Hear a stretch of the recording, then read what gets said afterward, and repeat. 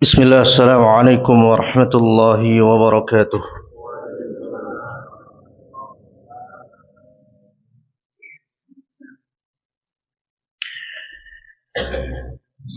Alhamdulillahi rabbil alamin. Wa bihi nasta'in ala umuri dunya wad din. Wassalatu wassalamu ala rasulillahil amin nabiyina Muhammadin wa ala alihi wa ashabihi ajma'in wa man tabi'ahum bi ihsanin ila yaumiddin, amma ba'd.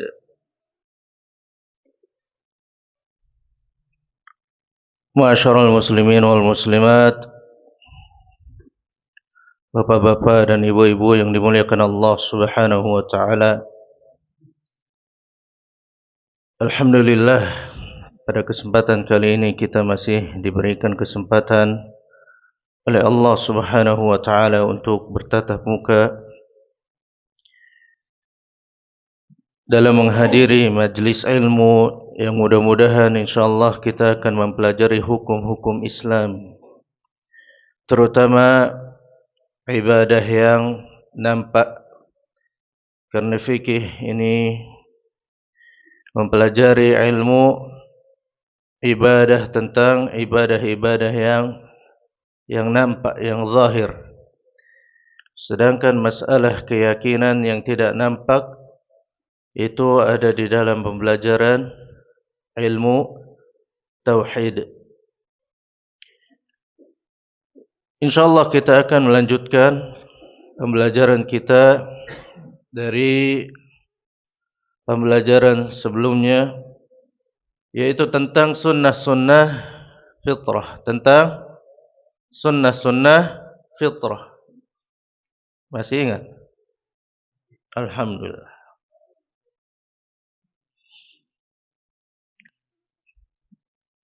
Ya, di kesempatan yang sebelumnya kita telah sampaikan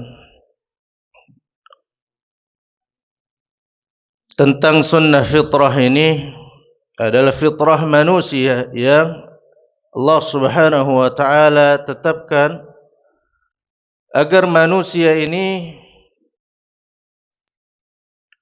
tetap berada di dalam penciptaan yang sempurna.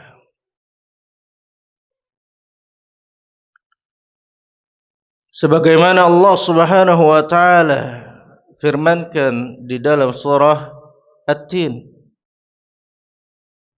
ayat yang ke berapa? Apa bunyinya? Laqad khalaqnal insana fi ahsani taqwim. Sungguh telah kami ciptakan manusia dalam bentuk yang seindah-indahnya, sebaik-baiknya. Oleh karenanya dengan sunnah-sunnah fitrah ini, fitrahnya manusia, hendaknya kita jalankan dengan sebaik-baiknya. Walaupun judulnya sunnah, kemarin sudah kita bahas bahwasannya di dalam fitrah itu ada hukum-hukum yang wajib. Di antaranya pembahasan yang pertama, yaitu tentang khitan. Tentang khitan. Masih ingat enggak? Hah?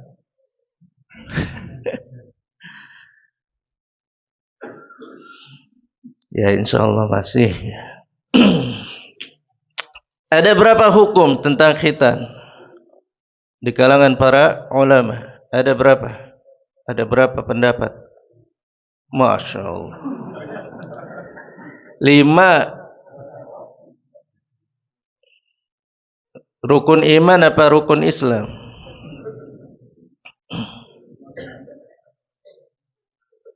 Ada 3 pendapat. Yang pertama, wajib bagi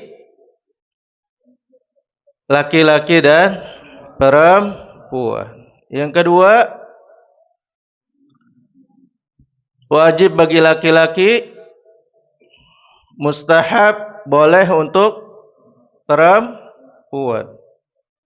Yang ketiga, mustahab lahuma, boleh atau sunnah untuk keduanya. Namun sudah kita jelaskan, hukum yang kuat adalah wajib untuk kedua-duanya. Baik, kita lanjutkan ke sunnah fitrah yang kedua. Sunnah fitrah yang kedua, yaitu as-siwak. As-siwak. Siwak ini biasanya dari aud, yaitu akar. Akar layyin yang lembut. Akar pohon yang lembut. Dan biasanya tidak pohon sembarangan. Pohon arak. Ini kalau di Indonesia ada enggak ya? Hah? Ada pohon kelapa. Tapi kayaknya belum pernah dapat pohon arak di Indonesia. Enggak tahu di daerah Papua sana biasanya ada-ada aja dia. Tapi kayaknya tidak ada. Enggak hidup kayaknya.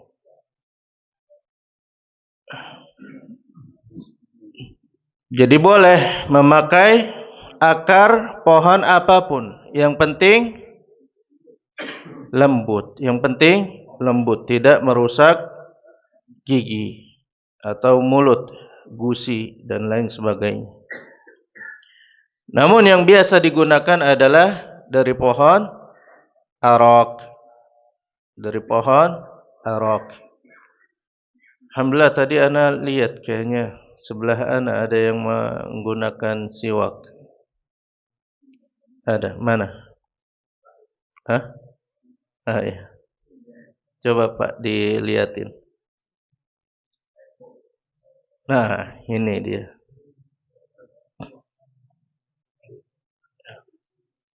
Jadi siwak itu menggunakan akar atau batang dari pohon arak.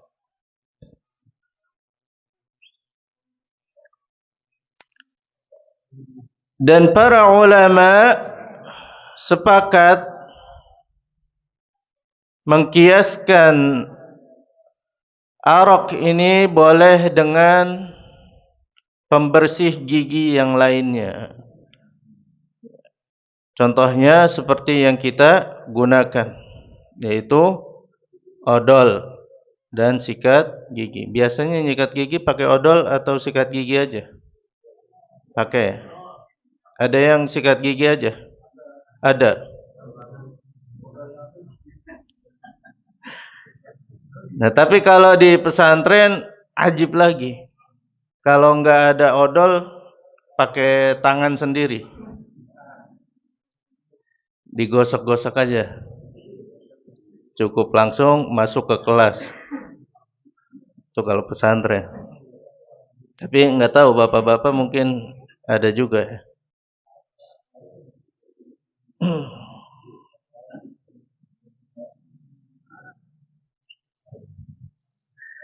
Nah, ini untuk siwak. Jadi boleh digantikan dengan pasta gigi. Dengan pasta gigi. Tapi hukum siwak, apakah wajib atau sunnah? Hadis Aisyah radhiyallahu taala anha bahwasanya Nabi sallallahu alaihi wasallam bersabda, "As-siwaku matharatun lil fammi mardatun lirrabb." Siwak itu membersihkan mulut, bukan hanya gigi, tapi mulut. Jadi lidah juga boleh siwak ya, bukan hanya gigi. mardatun lirrabb, dan mendapat keridhaan dari Allah Subhanahu wa taala. Allah senang dengan orang yang bersiwak. Nah, dari hadis ini jamaah sekalian, bahwasannya siwak ini hukumnya sunnah, tidak sampai kepada wajib. Tidak sampai kepada hal yang wajib. Jadi sunnah. Barang siapa yang melakukannya mendapatkan pahala. Nah, untuk bersiwak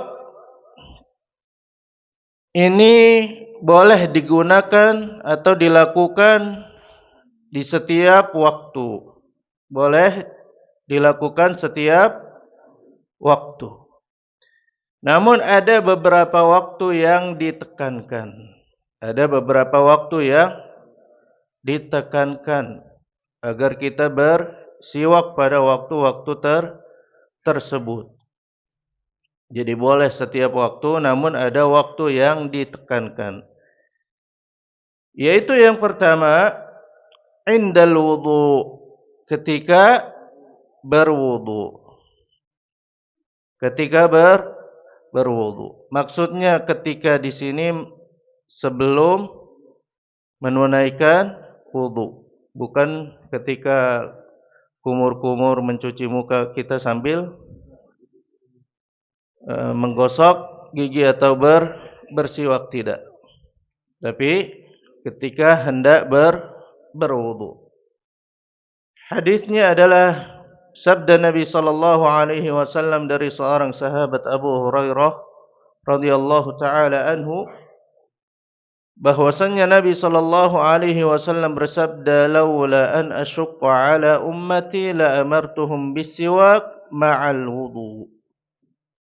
Jikalau aku tidak ingin memberatkan umatku tentang bersiwak, maka aku akan perintahkan mereka bersiwak setiap kali hendak wudu. Nah, ini hampir sama lafadznya ketika Nabi sallallahu alaihi wasallam menganjurkan siwak ketika ingin salat. Ketika ingin salat, Nabi sallallahu alaihi wasallam bersabda, "Laula an asyqa ala ummati la amartuhum bisiwak inda kulli salah." Kalaulah tidak memberatkan umat untuk bersiwak, maka pasti aku akan perintahkan mereka untuk bersiwak setiap kali hendak salat. Jadi waktu yang kedua yang ditekankan untuk bersiwak ketika salat, ketika hendak salat. Dari subuh sampai isya atau salat sunnah, maka dianjurkan untuk bersiwak. Ustaz, apakah sama ketika kita berwudu dan ketika kita salat itu kan sudah diwakili? Beda. Berbeda. Keutamaannya berbeda. Ketika wudu bersiwak, ketika salat bersiwak.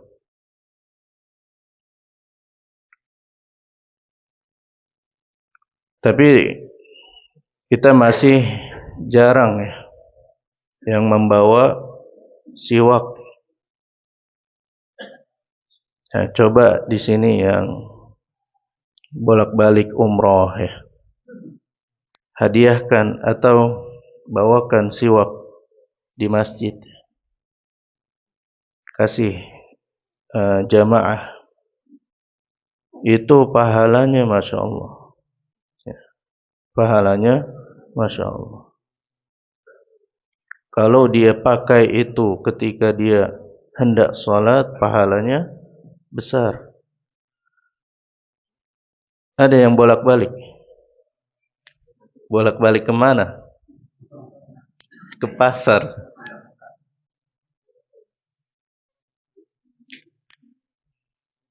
umrah haji, ya, tiap tahun haji plus. Ya, semoga Allah mudahkan kita semua. Tapi siwak ini sudah diperjualbelikan ya di toko-toko herbal ya biasanya.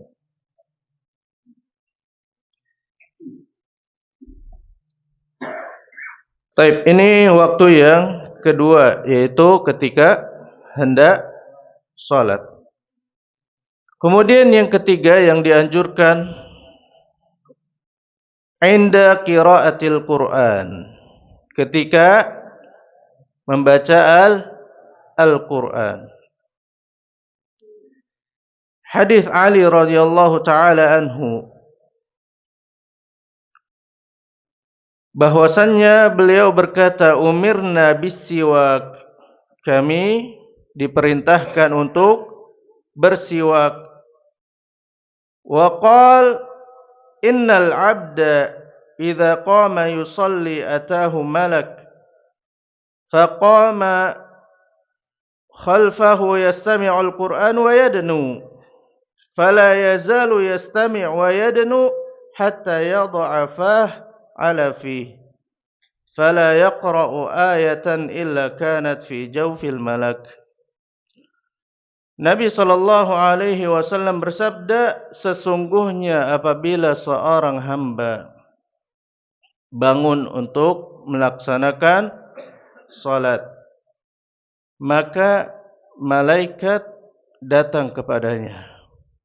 Setiap kali seseorang melaksanakan salat, maka malaikat datang kepadanya. Faqama khalfah, maka malaikat tersebut berdiri di belakang orang yang salat tadi. Yastami'ul Qur'an wa yadnu, dia mendengarkan Al-Qur'an, lantunan yang dibacakan oleh seseorang yang salat. Wa yadnu, kemudian mendekat. Fala yazalu yastami'u wa yadnu, dan terus dia mendengarkan bacaan orang tersebut dan terus mendekat. Hatta yad'a fah ala fi, sampai malaikat itu menaruh mulutnya ke mulut orang yang salat.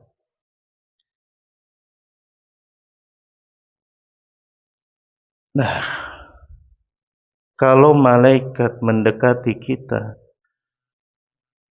sedangkan kita tidak bersiwak, maka ini mengganggu mereka. Maka ini mengganggu mereka.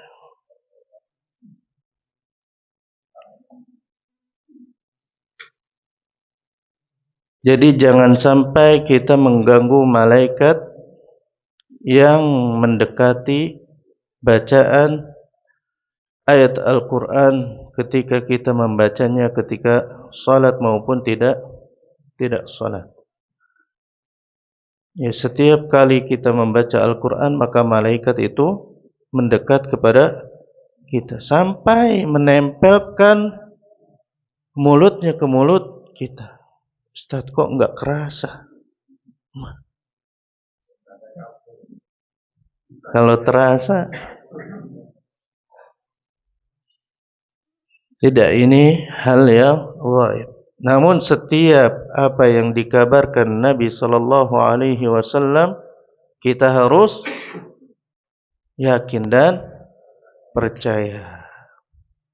Di antara konsekuensi syahadat anna Muhammadan abduhu wa rasuluh tasdiquhu fima akhbar. Di antara konsekuensi syahadat bahwasannya Muhammad adalah utusan Allah dan hamba Allah adalah mempercayai tentang apa yang dikabarkan Nabi sallallahu alaihi wasallam. Walaupun kabar tersebut tidak dicerna oleh akal sehat manusia. Kita enggak tahu kan malaikat turun ke sini.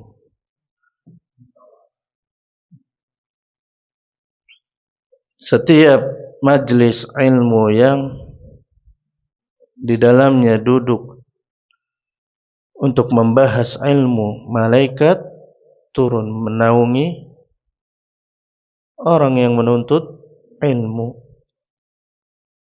Kita yakini itu.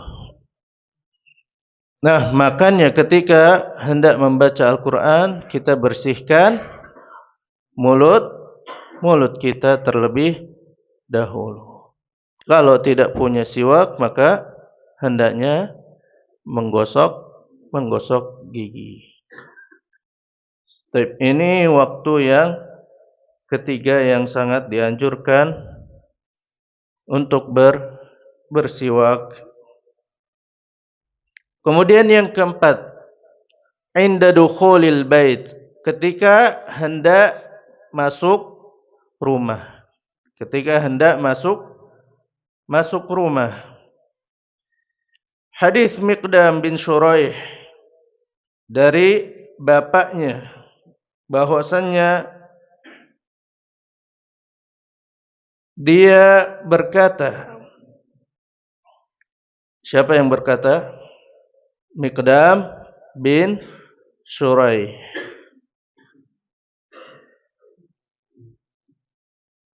Sa'altu Aisyah radhiyallahu taala anha.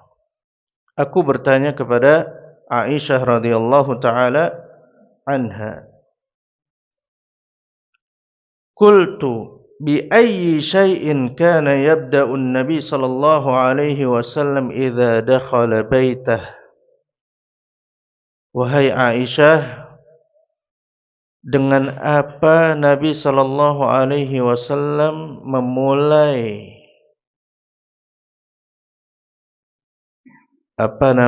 langkahnya ketika hendak masuk rumah? Apa yang beliau lakukan ketika hendak masuk rumah? Qalat bisiwak. Aisyah berkata dengan siwak. Makanya bapak-bapak sekalian atau ibu-ibu, ketika keluar dari rumah, pasangan kita terkadang marah dengan kita. Dia pengen romantis, salah, ya kan? Pas dicium bau, akhirnya nggak jadi romantis. Sama mungkin ibu-ibu juga. Kalau mau pergi, siap-siap, rapi, wangi. Pas masuk, wangi juga. Ya, Nabi SAW contohkan kepada kita tentang kehidupan berpasangan yang baik agar terjalin kasih sayang di antara kita, antara suami dan istri. Maka hendaknya kita bersiwak ketika hendak masuk ke rumah. Dan ini sangat jarang kita lakukan karena tidak memegang siwak tadi. Kalau siwak itu mudah ya, dibawa kemana-mana mudah. Taib, ini waktu yang keempat. Waktu yang kelima yang dianjurkan indal qiyam li salatil lail, ketika salat malam. Ketika salat malam. Nah, ini juga termasuk tadi poin yang kedua, ketika salat. Namun ditekankan lagi ketika salat malam, seseorang bangun tidur, kemudian salat, jangan lupa dibersihkan dulu mulutnya. Jangan bangun-bangun wudu kecapak-kecepek langsung salat. Yang pertama semangatnya kurang kalau tidak gosok gigi, yang kedua tadi bau bau mulutnya. Jadi kalau sholat malam bangun, gosok gigi terlebih dahulu, wudu, kemudian tidur lagi. Enggak sholat, tidur lagi. Langsung sholat. Nah ini lebih ditekankan karena kondisi tersebut kita habis tidur. Kalau tidur biasanya mulutnya menguap, bau. Jadi ditekankan lagi untuk bersiwak atau menggosok gigi. Nah ini waktu-waktu yang sangat dianjurkan untuk kita bersiwak. Sekali lagi siwak hukumnya sunnah, namun pahalanya besar. Setiap kali kita bersiwak, pahala tersebut mengalir. Karena kita menjalankan sunnah Nabi sallallahu alaihi wasallam. Taib. Yang ketiga. Yang pertama khitan, yang kedua siwak, yang ketiga sampai ke 6 ya. Ada 4 di sini langsung. Yaitu taqlimul adhafir wa qassus syarib wa natful ibat wa halqul anah. Ada 4 ya. Ada 4 langsung. Memotong kuku, mencukur kumis, mencabut bulu ketiak, dan mencukur bulu kemaluan. Ada 4. Nah, keempat-empatnya hukumnya sunnah. Namun apakah keempat-empatnya ini ada waktu yang ditekankan atau bukan ditekankan? Yang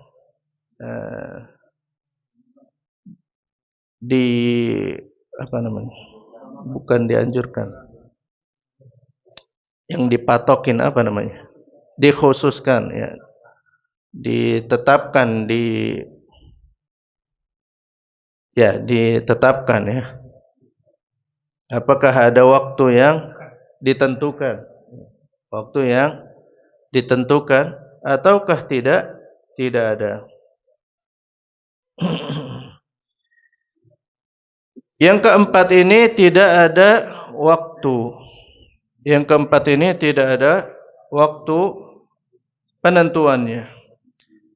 Selama dibutuhkan untuk memotongnya, maka pada waktu itu juga dia memotongnya.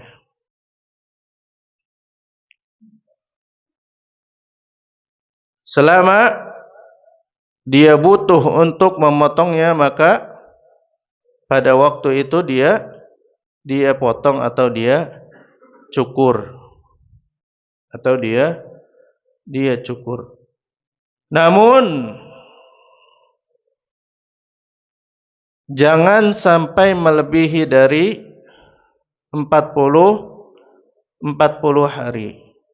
Jangan sampai lebih dari 40 hari. Hadis Anas bin Malik radhiyallahu taala anhu, bahwasanya Nabi sallallahu alaihi wasallam bersabda, "Wuqita lana fi qassis syarib wa taqlimil adfar wa natfil ibat wa halqil anah alla tutrak aktsar min 40 lailah." Bahwasanya Nabi sallallahu alaihi wasallam perintahkan waktu kepada para sahabat di dalam mencukur kumis, kemudian memotong kuku, kemudian mencukur bulu kemaluan, kemudian mencabut bulu ketiak melebihi dari 40 hari. Melebihi dari 40 hari. Nah, walaupun jadi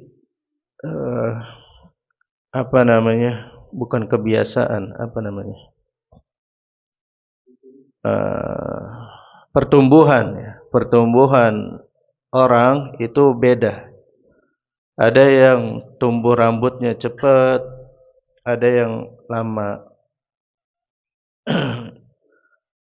Jadi sesuai dengan kebutuhannya.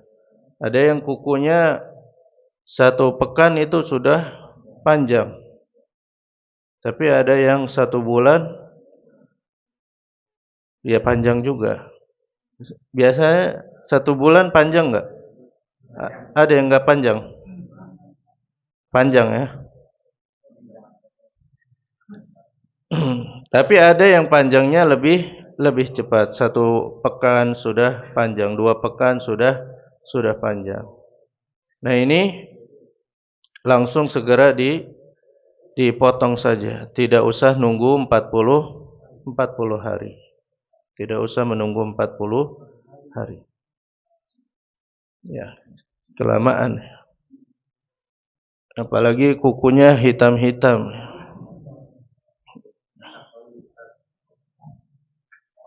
Bekas oli.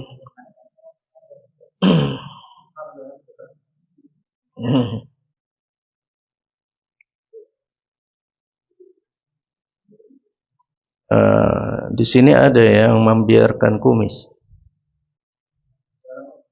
Hah? Nggak ada.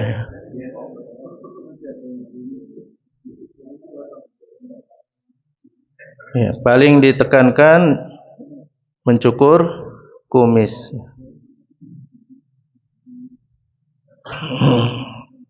Nah, untuk ketiak itu bagusnya tadi dicabut. Tapi sekali lagi pertumbuhan seseorang itu beda-beda. Ada yang tebal rambutnya, ada yang tipis. Nah, kalau yang tebal ini yang biasanya sakit ya. Kalau yang tebal ini biasanya berdarah ya. Jadi tidak mengapa dicukur, tapi lebih bagusnya dicabut kalau bisa. Kalau bisa dicabut. Ustaz, sekarang ada metode mencabut ketiak itu dengan mudah, boleh enggak? Silahkan. Bukan lakban. Lakban menyiksa. Jadi ada apa namanya? Ya, cairan atau apa itu? Krim yang memudahkan untuk mencabut bulu ketiak ini, silahkan diperbolehkan. Yang tidak boleh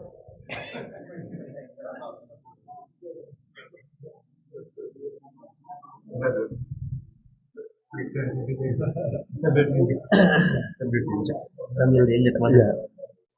Kalau diinjek diangkatnya nggak bisa. Ini kursinya.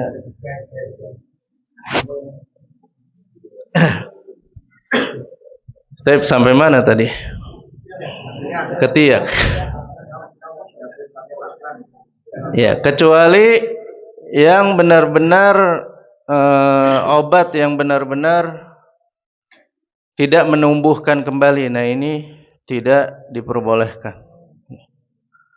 Jadi ada bahan kimia yang memang merusak rambut, yang mana rambut itu tidak akan tumbuh kembali. Nah, ini tidak diperbolehkan, diharamkan, karena mengubah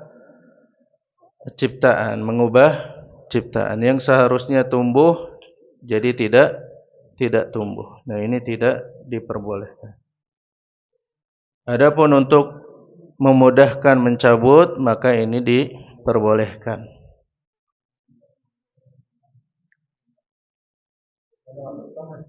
Kenapa? Ya. Adapun waktu Jumat ini sunnah ya. Sunnah yang dianjurkan ketika waktu Jumat. Baik di pagi hari maupun di malam hari. Karena ada mitos ya, dari orang-orang dulu, nggak boleh motong di malam hari, nggak boleh kayak gini kayak gitu. Nah ini tidak benar. Silahkan di hari Jumat, ketika sudah masuk waktu Jumat di maghrib, ini sudah boleh. Silahkan sunnah-sunnah Jumatnya dijalankan, memotong kuku, mencukur, kemudian memakai minyak wangi, mandi dengan bersih. Nah, ini sunnah di waktu Jumat. Memang lebih dianjurkan daripada waktu yang lainnya. Tapi kalau misalkan di waktu Jumat terluputkan tidak bisa untuk memotong kuku, misalkan boleh di waktu yang lain, tidak diharamkan.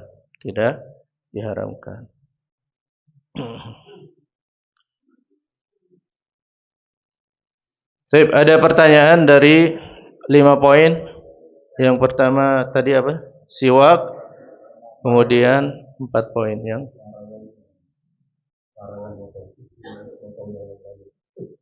larangan. Tidak ada larangan. Oh. Nah, ini khusus ya, khusus ketika kurban. Kemudian ketika ihram. Jadi ada waktu yang memang khusus yang tidak boleh sampai selesai ibadah baru kemudian diperbolehkan untuk mencukur atau memotong kuku. Nah, ini mungkin nanti pembahasannya di pembahasan yang khusus ya pada waktu tersebut. Tapi insyaallah semuanya sudah tahu ya. Seperti tadi ketika ingin kurban, tidak boleh memotong sampai berkurban, sampai disembelih hewan kurbannya. Kemudian ketika sudah ihram untuk melaksanakan ibadah haji dan umrah sampai selesai baru kemudian ditunaikan untuk memotong kuku ataupun rambut. Baik, jazakumullah. Baik, ada lagi?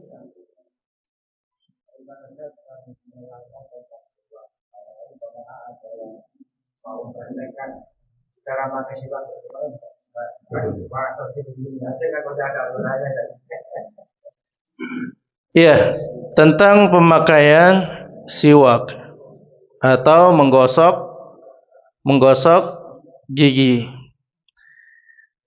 Memang secara aturan ini tidak dijelaskan ya, sampai praktek yang detail ya.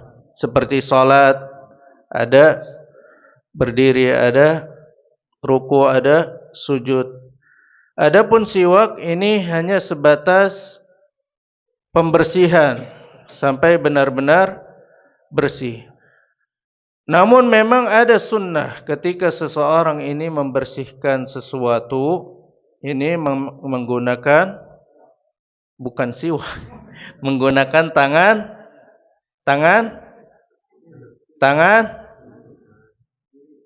tangan kiri, cebok, kemudian membersihkan tadi gigi, menggunakan tangan kiri. Tapi biasanya kita tangan kanan. Kalau tangan kiri enggak terbiasa ya, kaku.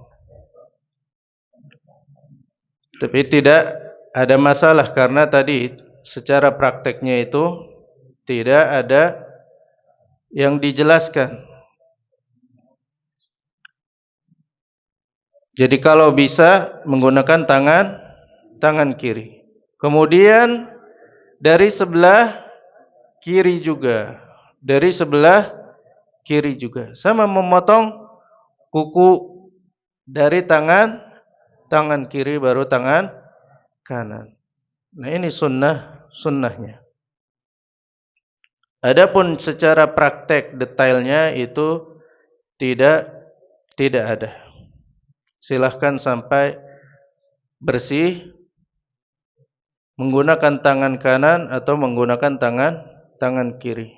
Tapi tangan kiri lebih baik karena membersihkan sesuatu itu dianjurkan memakai yang sebelah kiri. Sebelah kiri. Nah ini. Jadi untuk bersiwak itu tidak ada tuntunannya. Yang penting bersih. Tapi tadi dianjurkan untuk sebelah kiri yang terlebih dahulu, baru yang kanan. Baru yang kanan. Nah, kalau dari ilmu kesehatan katanya jangan seperti ini ya. Tapi diputer. Tapi ini dari sisi kesehatan kedokteran. Dokter gigi. Wallahu a'lam. Adapun dari syariat tidak ada caranya, hanya sampai benar-benar bersih. Dan kalaupun memang mau dianjurkan dari sebelah kiri baru ke kanan. Sama memotong kuku seperti itu. Dari kiri baru ke kanan. Berbeda dengan tasbih. Ya, ketika kita berzikir menggunakan tangan yang kanan, menggunakan tangan kanan. Memegang Al-Qur'an menggunakan tangan kanan dan yang lain. Wallahu taala a'lam. Baik, ada lagi? Ya.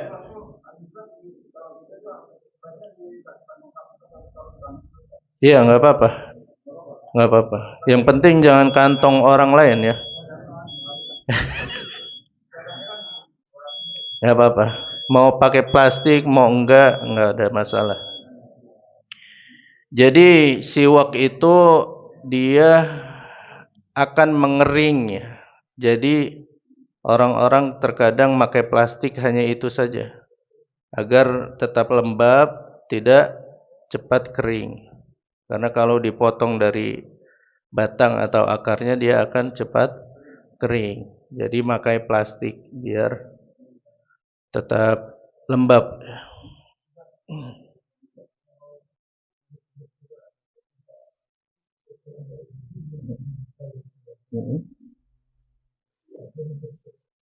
Iya. Iya dibersihkan. Kalau ada yang apanya? Enggak perlu. Jadi siwak itu memang dia punya enzim ya. Apa bahasa ininya? Enzim apa-apa? Ya, zat. Benar-benar dia bisa menghilangkan, menetralisir kotoran. Jadi tanpa dicuci seperti sikat gigi, dia insyaallah tidak menempel kotorannya. Tidak menempel. Jadi tidak perlu dicuci, tidak perlu dicuci. Sesekali, seminggu sekali. Enggak perlu, kalau siwak itu tidak perlu. Dan subhanallah memang rasanya juga agak min. Ya kalau pahit-pahit ya itu berarti udah udah expire ya. Ya, jadi kalau sudah brudul banget dipotong. Potong agak pahit-pahit ya sudah dipotong. Tapi awalnya itu tidak pahit memang. Bukan pahit, memang khusus ya. Rasanya ya rasa siwak. Tapi kalau rasanya udah tadi pahit berarti ya diganti ya. Dipotong, bisa dipotong. Jangan dibuang. Jangan dibuang.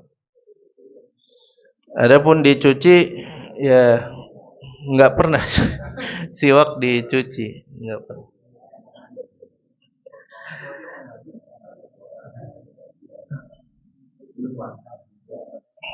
Tapi dipotong aja, dipotong kalau sudah. Tapi ada lagi?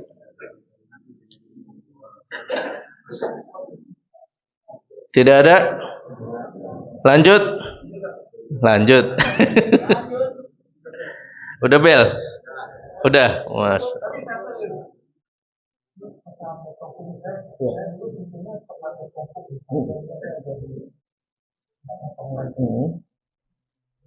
Tapi kalau kita lihat memang besar mau besar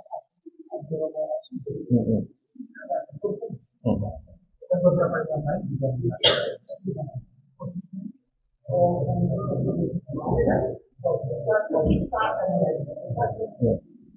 ya tadi untuk mencukur kumis ini sunnah ya. Ini sunnah, tidak sampai kepada derajat yang wajib. Jadi sunnah. Namun mencukur kumis ini memang ditekankan. Mencukur kumis ditekankan karena menyelisihi dari orang-orang Yahudi. Adapun imam besar, kemudian apa namanya?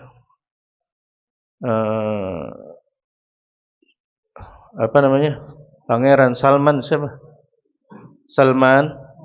Muhammad bin Salman. Nah, ini tidak mencukur kumisnya. Ya, ada ya. Tidak mencukur kumisnya.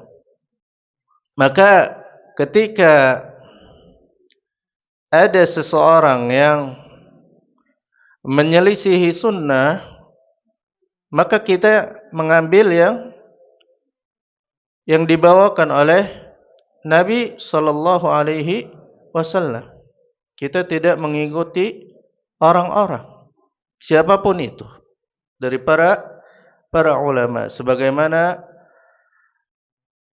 yang mereka katakan tidak boleh mengikuti kami dari imam yang empat, Imam Syafi'i, Imam Ahmad, Imam Malik, Imam Abi Hanifah. Ketika menyelisihi sunnah Nabi sallallahu alaihi wasallam, maka ambil sunnah Nabi sallallahu alaihi wasallam.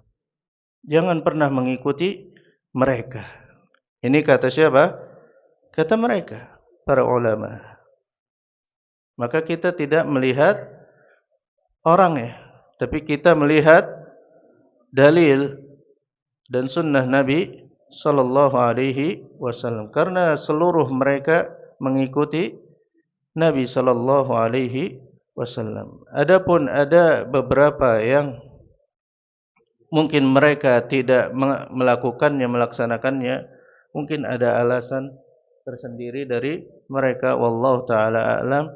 Mungkin bisa ditanyakan kepada mereka, kenapa Syekh antum hadza ketika di sana.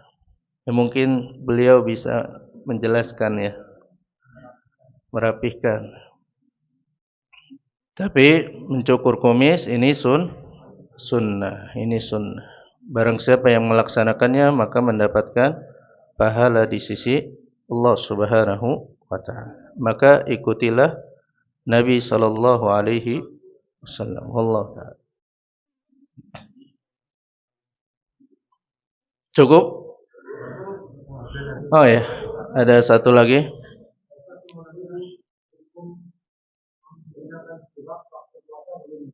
Baik.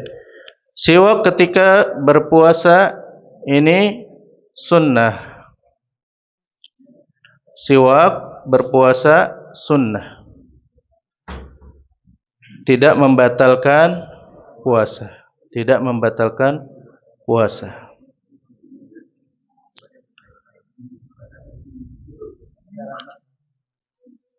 Walaupun ada rasanya, ini tidak sampai kepada membatalkan puasa, bahkan sunnah. Nabi SAW ketika berpuasa beliau bersiwak.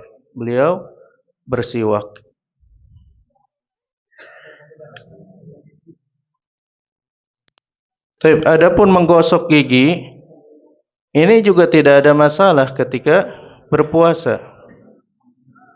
Ketika berpuasa tidak ada masalah. Yang dimakruhkan berlebihan.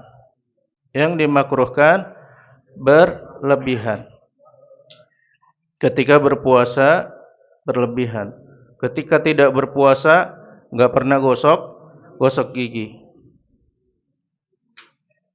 Tapi tidak sampai membatalkan puasa selama tidak ada zat yang masuk ke dalam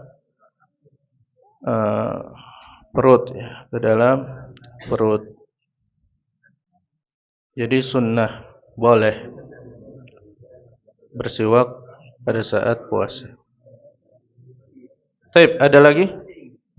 Cukup? Nah, besok ujian. Pertemuan depan. Nah, ini pembahasan yang besar, ya. Masalah jenggot.